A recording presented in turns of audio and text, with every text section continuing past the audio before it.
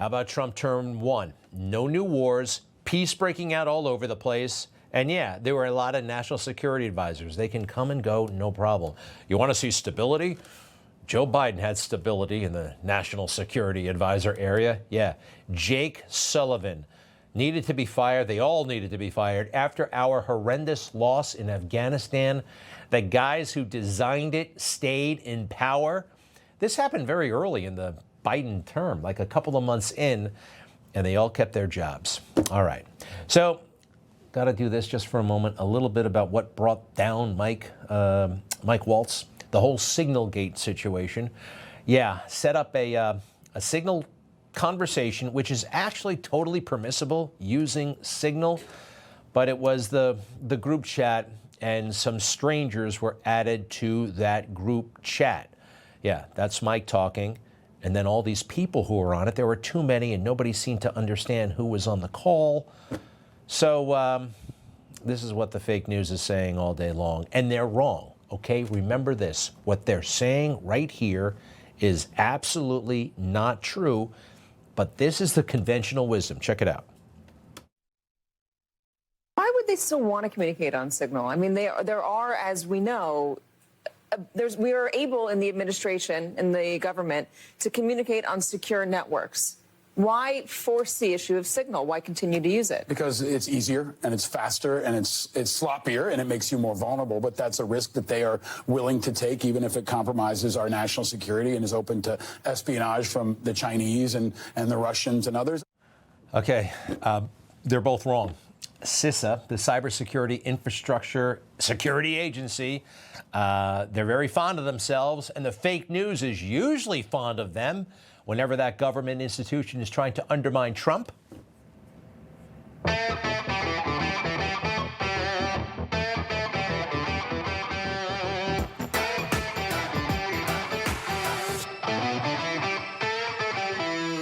We are Cisa. CISA, very suspicious federal agency. Here they are. And CISA, I'll say this again, folks, I can't seem to get this across effectively enough. I'm going to try again. CISA mandated that the government start using Signal. It was their idea. Take a look, please. Here we go. This is, by the way, because of China. A threat from China. They say that everybody, highly targeted individuals in senior government or senior political positions are going to be targeted by these threat actors, China. So what should you do? CISA says, adopt a messaging application for secure communications, such as Signal. This is a government document that came out when Joe Biden was president during the transition. Download Signal, senior political appointees, December 18th, 2024. But watch this. Watch this. Where is this? They put this little nasty disclaimer at the end. CISA does not endorse any commercial entity, product, company, or service, including any entities and products within this document. You see how they give themselves a way out, right? Signal. They tell everybody to download Signal, but then they say, we don't recommend Signal. This is a government plot once again, and I think they got that nasty reporter in the group chat.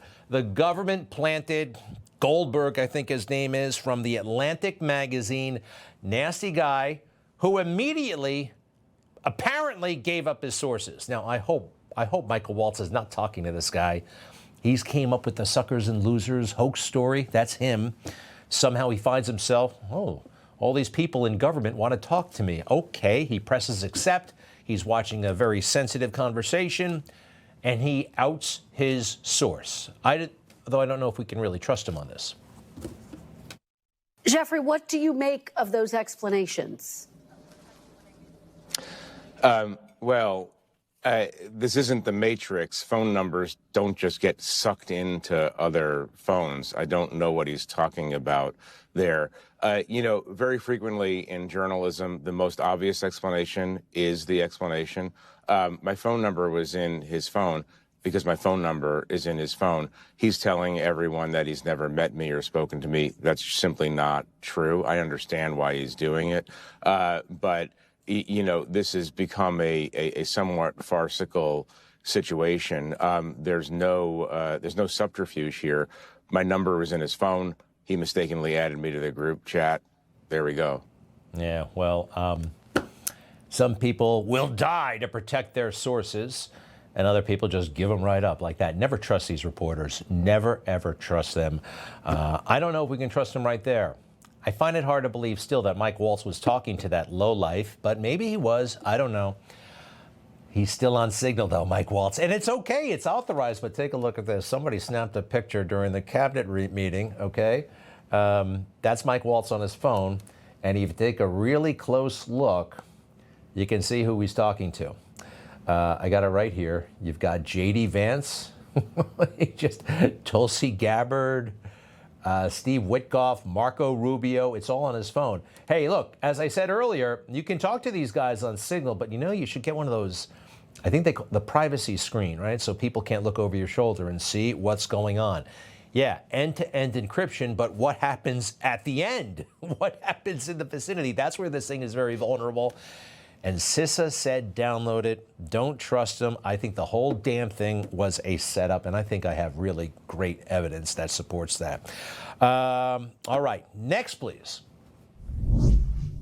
Now, the January 6th committee makes its closing argument to the American people. Reporting tonight, Lester Holt. Good evening, everyone. It was one of the most difficult days in American history, and for more than a year, the January 6th committee has been investigating why and how a mob of thousands stormed the Capitol building. Just nauseating. They hit that for 2 years straight, including weeks of prime time shows about January 6th, which was a setup. And they were relentless in the propaganda night after night. It had a big impact probably in the midterms. And it totally eclipsed something 1,000 times, 1,000,000 times more important. To this day, the attack on President Trump in Butler, Pennsylvania, and the other one in West Palm Beach. This has not received nearly the attention it has to receive. And the president is still at risk. And if you look through these reports, the reports are okay, but kind of inadequate. The big reason why, I'll say it again, this has not received more attention from the media, from the Democrats, from even some Republicans and the deep state. It helps Trump, right? We all saw he was a hero that day. We know that the government let him down, federal, even some local. It was just a total catastrophe. Watch this. I have someone on the roof with white shorts. See that dude running? It's a little point, but it's an important one.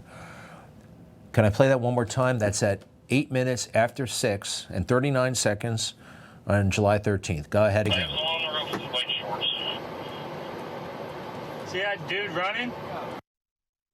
Police body cam, 3 minutes before the shots are fired. The guy's on the roof. They know he's on the roof. And the Secret Service is sitting on the information to the extent that they have it. And there he is. Crooks running around back and forth. It's crazy. And they're talking about it. Guns are drawn. People are running around that building trying to find him. And no one is telling President Trump to get off the stage. 3 minutes later, this happens. See something that said, take a look at what happened. 6:11 and 33 seconds, 3 minutes. That's all the time in the world to get on the roof and stop that guy. This is, you can't have the Secret Service anymore. Please, please, please. We got to fire up the Pentagon and they will do the job going forward. So many things I'm learning. For instance, this is a totally fake and meaningless statement from the acting director at the time, Rowe, whatever his name. Watch. The Secret Service takes full responsibility for the tragic events of July 13th. This was a mission failure. The sole responsibility of our agency is to make sure our protectees are never put in danger. Well, we fell short of that in Butler. Sounds great, right? That's what they tell you in PR school. take responsibility. Yes, the buck stops with us. But if you look at this, the reports, the documents, they don't take responsibility. And they say that they're lying. These reports from DHS, Senate, the House, they accuse the Secret Service of lying. Now, number one, on the responsibility issue, let's go through this. The DHS independent review and the Senate review. Key USS personnel responsible for planning, coordinating, communicating, and securing the Butler, Pennsylvania rally on July 13th declined to acknowledge individual areas of responsibility for planning or security as having contributed to the failure to prevent the shooting that day. That is a lot of, it's written kind of in a bureaucratic way, but they're not accepting responsibility. Yes, in the press conference, when the rubber meets the road, they're not. And here's the part, this is code for lying. Several U.S. Secret Service individuals, should be another S there, responsible for planning and security for the July 13th rally provided contradictory or incomplete information, some of which ran counter to responses from state and local law enforcement officials. In other words, people are lying. People are lying to cover themselves and to cover who knows what else. Next, please. United States Secret Service advance agents told the committee that planning and security decisions were made jointly, with no specific individual responsible for approval. This is another reason why the military must be brought in to protect the president. There is a clear chain of command. Everybody knows who's in charge. Everybody has responsibility. This is pathetic. Information. Truth. Is freedom. Is Newsmax. It's real news for real people.